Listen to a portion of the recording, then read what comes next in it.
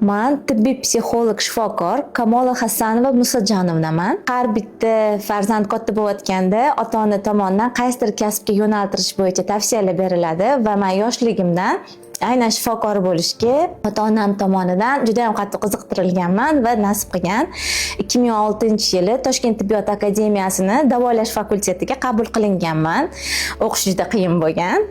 O'ziga yarasha qiyinchiliklar bilan 2013-yili o'qish tamomlaganmiz va shu yildan boshlab oilaviy shifokor bo'lib ham faoliyat yuritganman. 2014-yili Toshkent tibbiyot akademiyasiga tibbiy psixologiya yo'nalishi bo'yicha magistraturaga qabul qilinganman.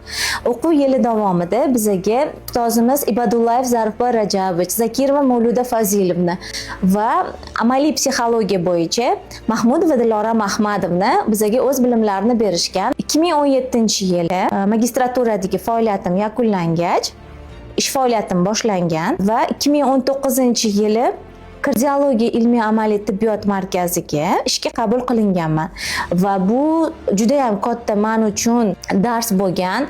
Juda ham ko'p tibbiy psixologik muammolarni ko'rganmiz va samarali yordam berishga harakat qilganmiz.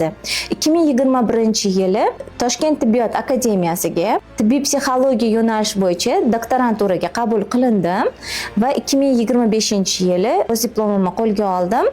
Hozirda PhD unvonida ish faoliyatimni olib boryapman.